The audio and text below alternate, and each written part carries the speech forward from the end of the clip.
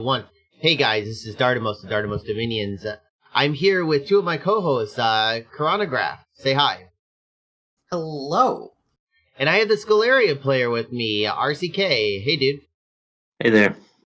And I'm hoping we're moving into turn 40. We've burned through a whole bunch of turns yesterday, so I'm really excited. And sad news, we staled. And I do want to get back to this, even though it is, more of a funny thing because we're viewing this. But stales are kind of an interesting talking point as well. So let's go into the battles, though. We have Satis moving forward again. We have Scalaria face planting against an Indies. Satis moving forward. Scalaria. Vanheim has hit a PD dump by Aramore and lost one of its few sets of vans that are left. We have Pangea moving forward. Finally, Aramore moving forward. Pangea tried to go underwater and failed. Scalaria hit a smallish PD dump. Is that? Okay, it's not an uncap. And then Ulm face planted against an army. And Scalaria moving forward, another army is lost. So let's move into this one first. And this is actually happening. Wait, is this in Ulm?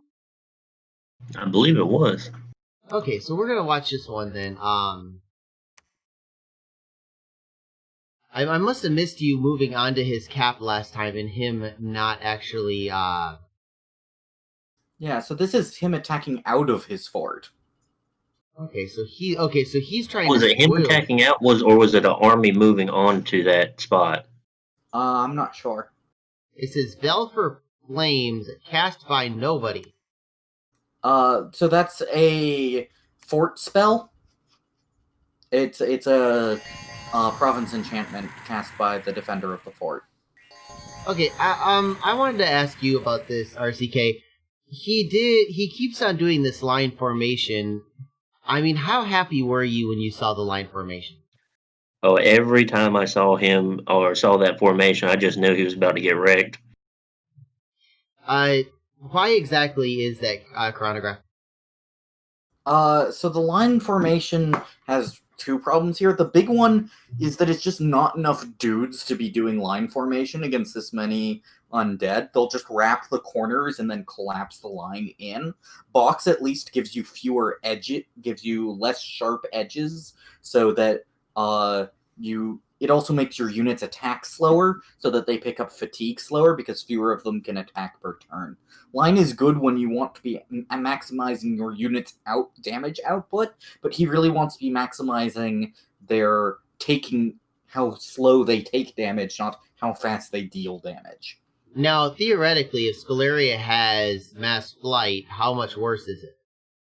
Well, I can't quite see where he's got his mage formations, but it looks like they're all just behind his stuff. So with max flight, he just gets all of his leaders killed more or less instantly, and then all of the units run away and die while they're trying to run through a bunch of skeletons. Ready? Up, they paused for some reason. Oh, there they go. And that was mass flight. Yep. Yeah. Everything's dead, and instant rout by Ulm. Very simple. I love up here how you got these random skeletons in the air. I mean, for a game that has absolutely terrible graphics, like pixelated graphics, this is the highlight for me. What's interesting is that even though his Blackblade infantry is still, they got 26 protection, so they're kind of still sitting around not getting killed. At this point, they're not dealing any damage either because the flail, their attack skill went down. Did my game just freeze? I may have just crashed the game. Uh-oh. Yeah, I know. Oh no. Yeah, we absolutely did crash the game. Oh, there we go. Okay. Oh god, I was a little worried there. I think the skeletons are just lagging it. I think going 3,000 skeletons are just lagging the game. It's only 3,000. That's not the biggest army. But my graphics card couldn't handle it. I'm sorry, guys. Okay.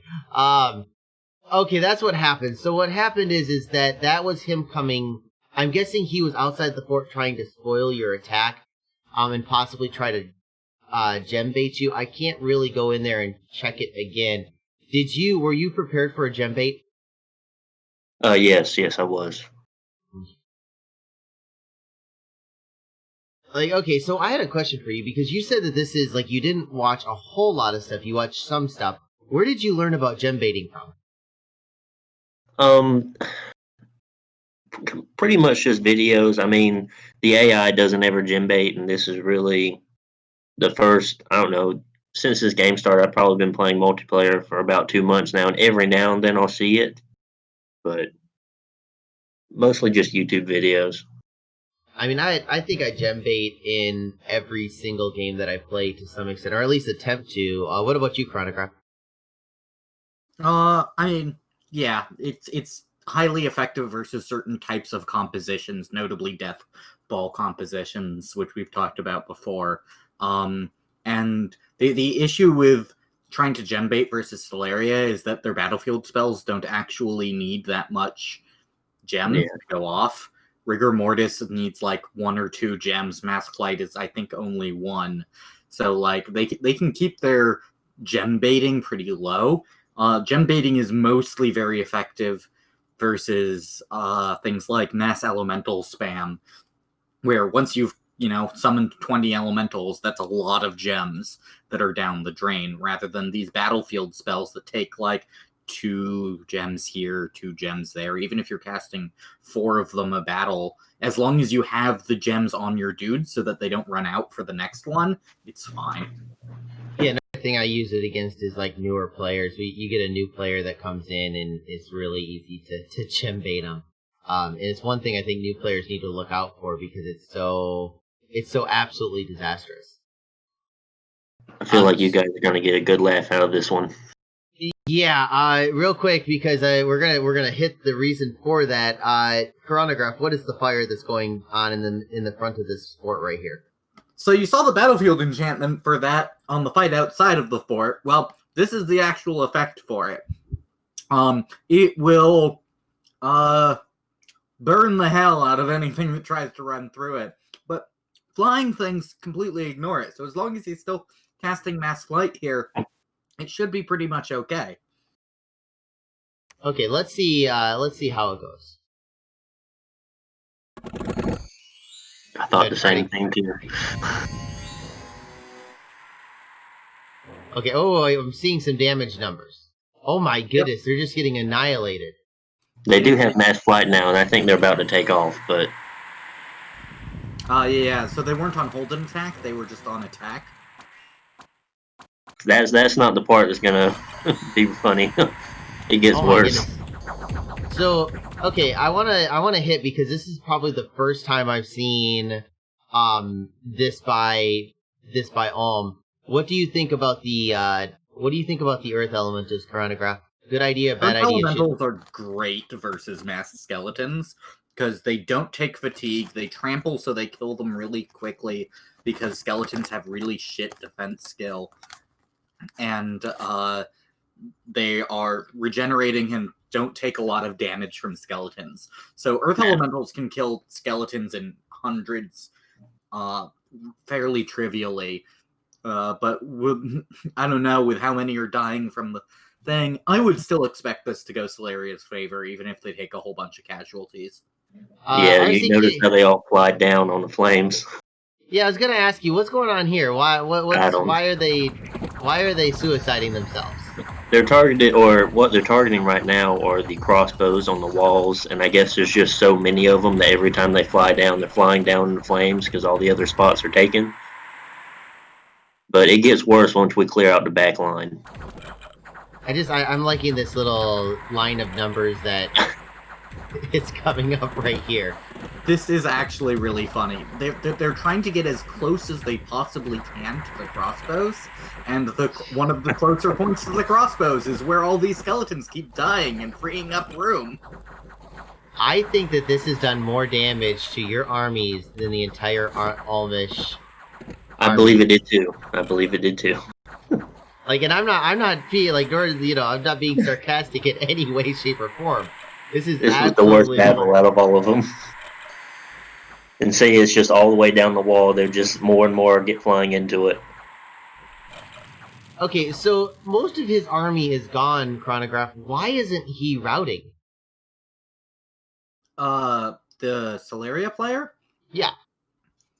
Because they're undead, they don't care. Okay, but I mean, he's got live mages. Shouldn't they care? I believe that they don't count a lot of the undead units, but I'm not sure. I'm kind of curious about that myself. I've heard that undead don't count, and then I've heard unsummoned undead don't count. Maybe he just has enough to do with whether or not they're mindless. I'm like, yeah, I'm kind of curious about that because I've had it I've had it before where I bring in this big undead army, almost all of it dies, and the mages are still around, and they just don't care. And me and you have had a pretty similar thing lately where we were playing as Relay together, and we would lose like almost all of our Lobos, and our mages wouldn't care. So I think it's probably has to do with the mindless tag. I'm curious. I'll have to ask that in the questions chat. That's kind of it's really funny because I was actually we had one of the things we were talking about was attack rear, and somebody had brought up that it was a morale check or an MR check, and I think they found out that actually wasn't true. So kind of an interesting thing. You've got a lot of when people have their knowledge, sometimes your knowledge is incomplete, and some of it is just like straight wrong, and it's kind of interesting because you never know really where it is, and it's kind of interesting. This is one of my points that I just don't know, and when I do that, normally I just don't care because something like this, I would not plan for Vapor Flames randomly killing all of my skeletons. Why exactly do we not put up Vapor Flames on every single port battle, Chronograph? If I remember correctly, it's like 25 fire gems, and it requires an F4 or F5 caster. So it's just most people don't have access to that. It's really expensive, and also it will kill your own units if they try to run out of your fort. Okay, so let's move on to I think the two battles that there were the were Ulm in the fort and then Ulm out of the fort. So we've got most of the turn done. Stale turns. So I want to ask you, RCK, have you staled yet?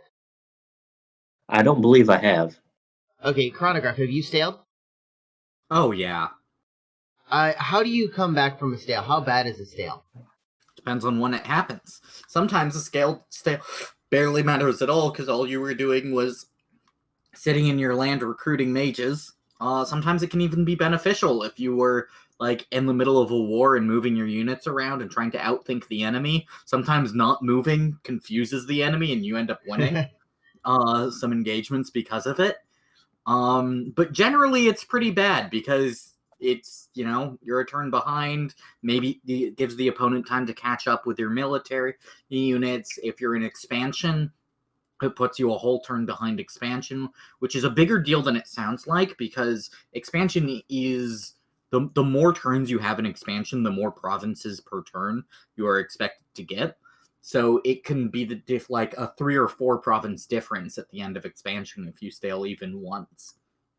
We had a game where we were claiming the throne, and that was going to be the win.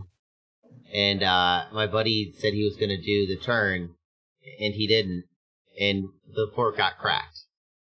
And I'm always curious because, with the guy that I co-op a lot with, he likes winning the game. So he likes the very end of it, and I'm always like kind of conspiratorial, like did he like do this on purpose so we could have one last big fight? We ended up winning, or actually I think we ended up having to go an extra couple turns, but it still worked out. But I mean, it was really stressful because of staling the turns. What's your thoughts on if you see a guy that's about to stale, should you call out for an extension for him, or should you just let it roll? Generally speaking, I think stales ruin the game for everyone. It's not as fun for the player who's about to stale because they're in a worse position, and it's not as fun for everyone else because you're not winning because you're better or because you played the diplomacy better or anything like that. You're just winning because the other person basically wasn't a player for a turn. Yeah, it's kind of an interesting thing that you say. Like you're like it diminishes your win if you win. Like I absolutely hate when somebody stales and then they're like, oh well, I would have won if I hadn't have staled. Like screw you, dude. I totally would have won on anyway. So like, yeah. Okay, so let's move on to turn 41.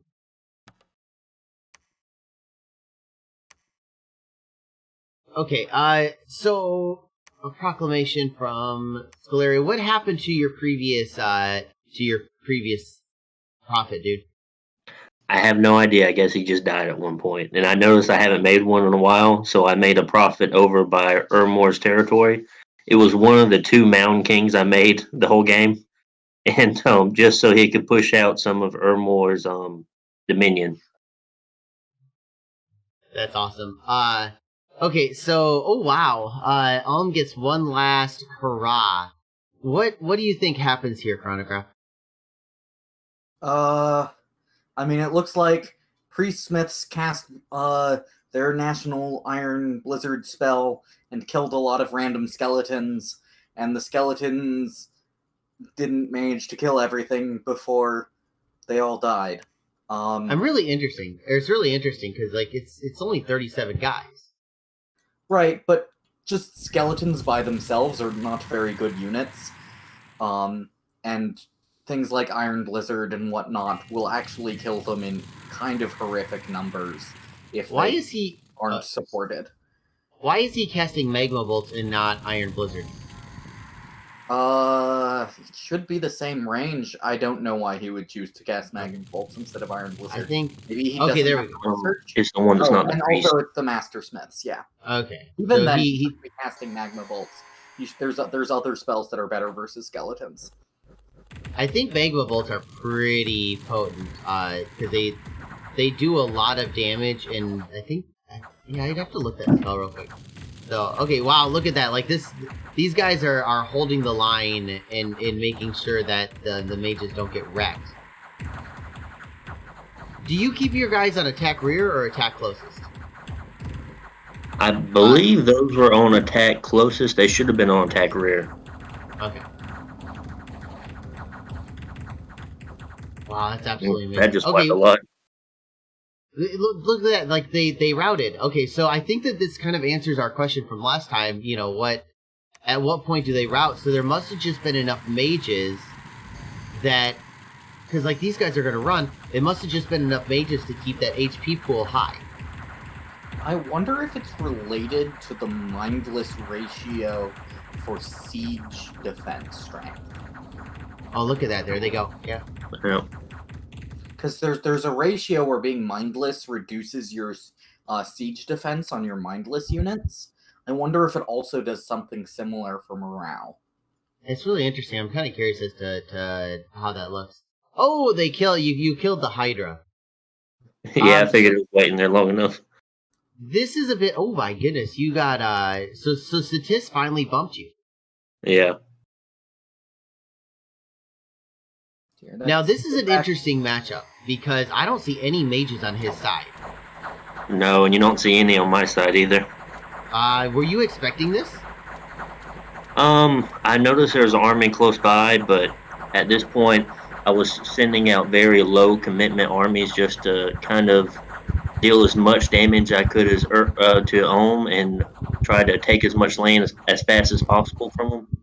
So, I mean, just because I lost this, I think it had like 5 cultists, and I think they all routed into my areas anyway. So let's look at this really quick. What is your objective right now? Because the battle took place right here. What is your objective with your armies? I was planning on using that one to first take the Hydra, then move up to the barbarians and start going through Ohm's territory on the east side, while also sieging down their forts on the west. But that How happened. how frightened were you? Because I mean, you see Satis here and you see Satis here. Did you think that Satis was the game leader at this point? I wasn't worried about a fight with Satis. I thought it was coming. And I wasn't really that was the only person I essentially planned on expanding into after I killed Olm anyway, since I had a nap with Ermor. I had no need for his lands. He didn't hold anything that was very like not no key thrones or anything at that point in the game, and Satis had a lot of open land where I could start sending troops to. I love that when when I was playing Asphodel, I told Airmore, I was like, I've got land, you can attack me if you want, but I haven't found any death gems, which, may be true and may not, but he doesn't know. So you just say, like, I've got no death gems in my land and all of my land is dead. And instantly Airmore's like, I want to go somewhere else. Mm. So like I think that he could actually go to you and say, like, my land is dead. You don't need to invade me. Yeah. So you were planning after going here to go up and start attacking Satis then? Mostly I did want to completely wipe Ulm out before I committed to having war with Satis. And I also felt like I had so much, I guess, surface area with Satis. I could attack him in various places to where his armies wouldn't really be able to keep up. Does this mean war right here, or are you guys going to start duking it out now? Oh no, that was just I just bumped into him. That was it for a couple of turns. That was nothing really. Well, yeah, but you do have that whole, like, oh, he killed my army, and I'm angry now, rar. None of that? No, I didn't care. Like I said, very low commitment. Yeah, part of the important thing there is 300 skeletons for Katis. Not for Katis, for Celeria is like practically nothing at this point in the game. It's matters more on like the things leading them around than it does the actual skeletons. And they just retreated back to castle, so I still had them. Why are you not using Mound Kings to lead your armies around? The bless that I took Undead Command, like plus 80 or plus 100 or something. Since I already had the cultists and I already planned on making that many, I didn't need to use my Death Gem income to make Mound Kings. Since each of my cultists could carry around 120 or more skeletons, it was really no big deal. And if you can spend your death gems on things other than Mound Kings, that means you get more Wraith Lords and Skull Stabs and Shadow Blasts and Darkness Casts. Exactly. Mandar, how are you doing, dude? I'm doing well. Thank you for fueling my bother, I had a joke for this. Whatever, I'll remember it later. I'm doing well. Then, just finished up backgammon. Ha ha ha ha! I read your mind. I got your punchline, dude. Hey, dude, how did you you subbed in on my game, right? Corona Rex D. Dude, I really appreciate you doing that. Like, I want to like take this and like have an aside, just because like having a sub in that game was so awesome, because I've had like 3 people with Corona. Corona's kind of, it's not coming to an end, but the businesses at least believe it is, and so they're all coming back online. Everybody's starting to get their jobs again, and then so like I'm needing so many subs at this point, dude. Yeah, no, I totally understand. A whole bunch of my new games on the immersion server I've been having to hunt down subs for. And for those of you out there in TV land listening, subbing is good because you get to learn how other people play, and generally you can laugh at how bad they are. Highly recommended to get good at the game. I remember one of my subbing games that I jumped in on, and the guy he was Utgard, he had maxed out all of his forts, so every fort was the highest level that it could possibly be. It was in every one of his territories. He had temples in every single one of them, but he had something like 3 labs. And Utgard doesn't have sacred commanders. So, like, you don't even need the temples. So it just, I'm sitting there going, oh my goodness, this is terrible. What have I gotten myself into? But at the same time, it was really fun because I could, if I lost that game, it was okay. It wasn't my fault. It was totally somebody else's fault. Yeah. Subbing is very relaxing because if you die, if you lose, it's not your fault. The other thing is that it's a really big deal for building community relations. People love you when you sub into their games, because games can just completely end and collapse. It's like when someone leaves a game and you need a sub for them, it's like staling, like we were talking about earlier, but worse in basically every way for the health of the game.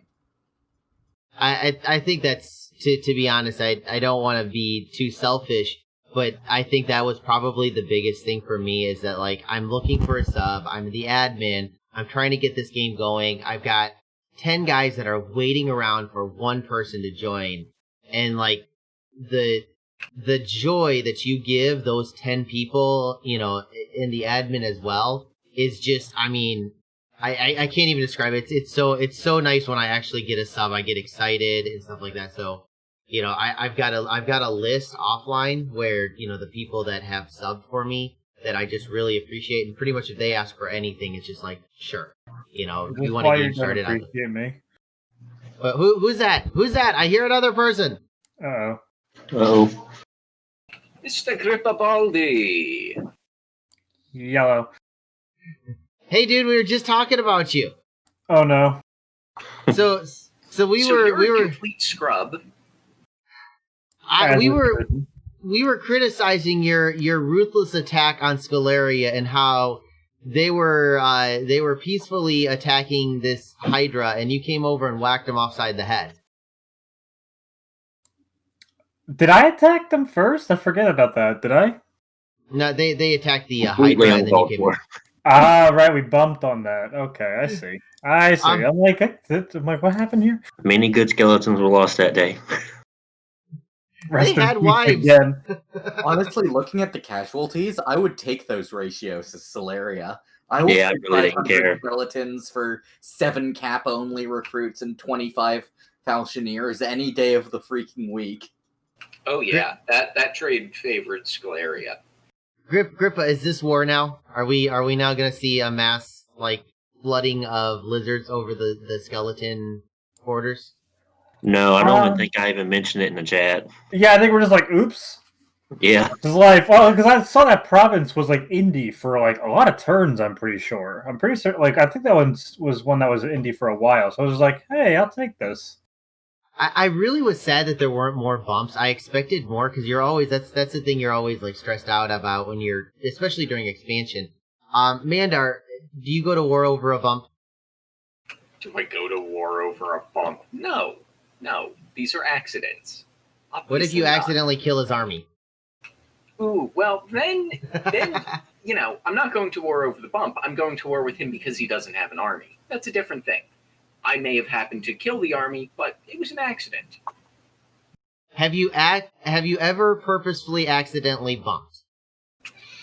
I am not good enough to do that. I can't predict where people are going well enough to do that.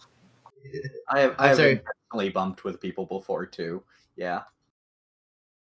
So in my Pan game, and we're gonna pretend that green is Pan and blue is Alm because that works out. Alm's pretender they were at war with the other player, the red player, and we weren't at war with red, but we didn't have a nap at him, and we knew the pretender was going in there. And so we got all of our swords of sharpness and all of our anti-super combatants, and we accidentally bumped him in that last province and just, murderated his pretender. It was the highlight. That seems way too planned. If you're casting weapons of sharpness when taking that. Oops, I'm sorry. We didn't mean it. You can have the province if you want it. So you've done this, right, Chronograph? You've done the accidental purposeful bump? Oh yeah. Mostly when me and the other person. I've got the thing about doing accidental dubs is you need to have really good scouting information. The best ways to know is like when someone's bringing an army up by near a neutral throne near you, or during expansion phase.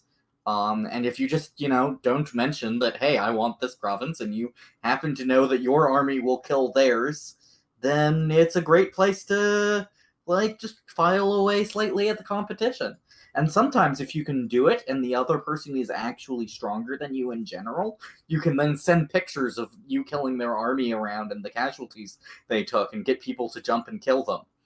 Ooh, I did that one time, and then I ended up being the one who got jumped. Not sure how that worked, but I find that people is always dangerous. I find going and bragging in chat always ends up going poorly for you. I'm too nice. Except to the person I'm currently banned by, I'm charming. But besides him, I'm too nice. It's really interesting because it's something where, because like I said, like with me, I had a nap with the Almish player, and so we couldn't technically attack each other. But he had done the same thing to me earlier. We had assassinated down a throne's commanders. We pinged it to see if there were any commanders in there. There weren't. We sent him a message saying, hey, dude, let us know if you're going to go after it, but we're going to take it since we did all the work. And then he apologized after he sent his army in. Oh, sorry, dude, I didn't see your message in Discord before I did my turn.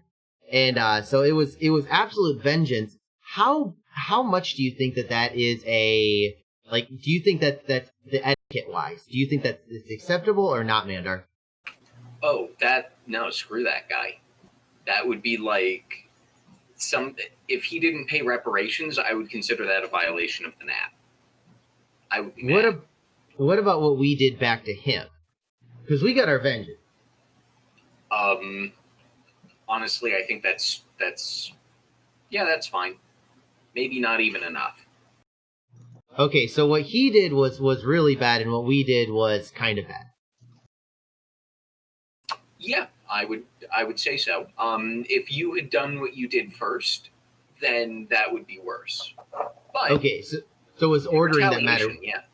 Let's say it was the reverse order. Do you think that do you think that the pretender hit would have been bad enough to constitute violating now?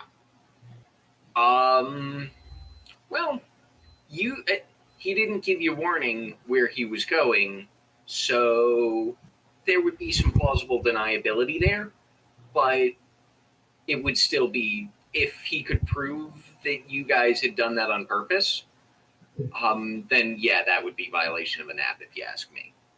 Okay, unless chronograph. reparations were paid. This is kind of an interesting, it's kind of an interesting spiel. What do you think, other than absolutely attacking somebody's province and taking their province, or even attacking them in general, what else violates a NAP for you? Anything that makes me mad. Chronograph, what do you think? It's a violation of the NAP. So for me, it's kind of based on what the terms of the NAP are. I try to discuss exactly what these things mean, because I have a good friend who is still a good friend, even if they annoy me sometimes, who at one point defined a non-aggression pact as being anything that involves a battle appearing in the report that says that it is between my forces and your forces. Oh my god, you could just horror spam and then like therefore that. would so horror spam people and Reign of Toads people and all kinds of really nasty mind hunt people and just be like, no, I wasn't attacking you, I just mind hunted your things. I wish Balin was here. He bumped one of our forces, Chronograph. You remember this, don't you? Yes. He had 100 gems of gear on a Cyclops that happened to not include magic resist gear, and he bumped us expanding as early relay, and we just mind hunted his 100 gem cap only Cyclops to death. Chronograph, I have told this story of at least about 4 or 5 more times, so it's up to about 130 gems at this point. Oh, okay. I'm sorry. I have to remember that it increases by 5 gems on the amount of gear he has every time we tell the story. We've told it a lot if you haven't been able to tell. But it was really interesting because I meant to do it like a shot over the bow because his we didn't put any pen gear on our guy. It was a little bit higher. I think he was like an S5, so it does give a little bit of pen. But he had 18 magic resist. So it was gonna be, we did one magic mind hunt, and I meant it to be something that was on his message list because it comes up, somebody tried to mind hunt you, but he failed. It said it's he has been killed in the attack, and I'm like, oh no, this may have diplomatic repercussions. I want to remind you that I had to convince you not to mind hunt him with 6 units because you wanted to spend those mind hunts on him rather than Grippa, actually, who we were in the middle of fighting as Therados. The great ghosts beneath the waves shall rise again. Now, I've already alluded to the fact, because I want to link what we've been talking to back to this, and especially on the nap breaking. I've said that the end is kind of coming close. We're within about 9 or 8 turns, possibly less. I haven't really given away from this game ending. And we have naps between, if I remember correctly, Airmore and Scaleria, and Airmore and Zatis have a nap. So we have naps between some of the contenders at this point. What's your thoughts on violating nap? And I'm gonna ask RCK on this one. What's your thoughts on violating naps in order to stop an ending of a game? I know people do it, but honestly, I've never violated a nap, even though it take me 3 turns. I know some people will throne rush, and if you got a nap with that person, they might try to stop you. And I mean, game it's just a game at that point. But I would probably still wait the 3 turns. But that's just me. I know most people don't. Grifo, what do you do, dude? I have only technically broken a nap once, and that was when someone was legitimately throne rushing and was attacking the last throne. Otherwise, Ooh, never. Ominous.